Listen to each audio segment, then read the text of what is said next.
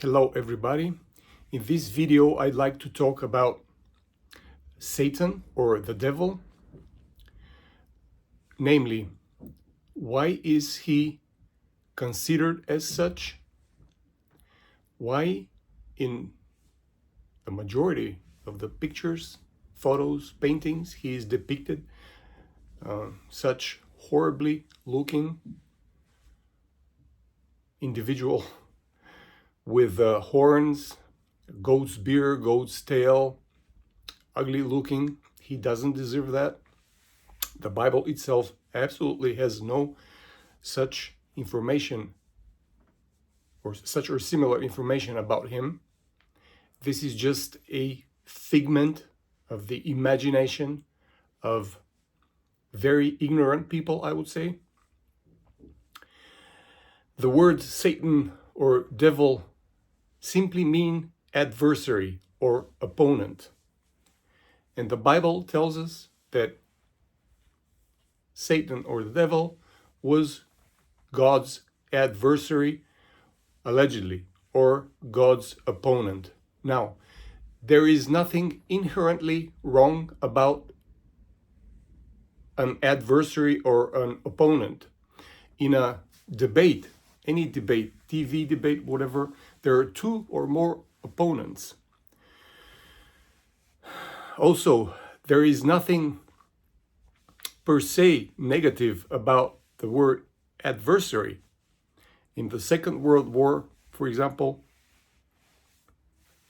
the Allied forces were an adversary to the Germans. The Russians were an adversary to the Germans, and the adversary won. So again, my point is that there's nothing wrong about an adversary per se or an opponent. The Bible tells us, moreover, that the devil or Satan was the most beautiful creature ever created by God. There is nothing, the Bible tells us, more beautiful, more handsome, smarter, more clever than the devil or Satan. And therefore, he is called in Latin Lucifer, which means a spreader of light. Again, Lucifer means a spreader of light. And so, the Bible tells us, the information, by the way, is quite scarce, but we have the information that the only major thing the devil or the Satan did was to question God's commandments. Put simply, he just said, "Dear God, I think," in other words, he expressed his opinion. "I think that your commandments not only are very difficult to fulfill, but they're impossible to fulfill." And he immediately got a death sentence by God just for expressing his opinion. So my claim is that Satan or the devil is a proponent of free speech, proponent of expressing your opinion freely. The Bible doesn't tell us anything about the devil or Satan insulting God, saying profanities, nothing bad about God. He just questioned God.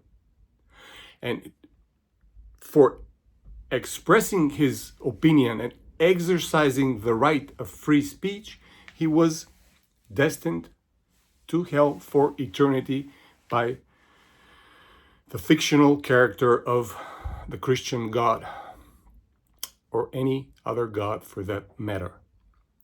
And so the point I'm trying to make is that it is claimed that God has endowed the humans with free will, which is not true. And people allegedly have a free will, including the devil, who is not a human person. He's also a figment of imagination of certain people. But assuming for the sake of the argument that is somebody who exists, which I don't believe, and I don't believe, I'm convinced he does not.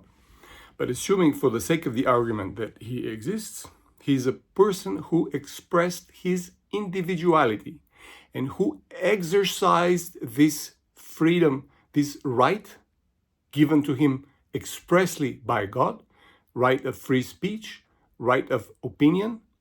And immediately after exercising his right, he was sentenced to death. So my question is, what kind of free will is that? Also, you, Christians, you don't have free will. Either you believe in God or you are destined for hell. This is not, and you're not allowed to question God.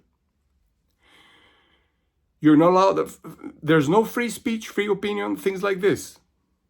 You either believe and accept him and start doing what he tells you to do, or hell, eternal damnation, and eternal torture.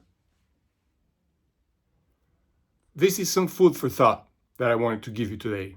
Thank you for watching and listening.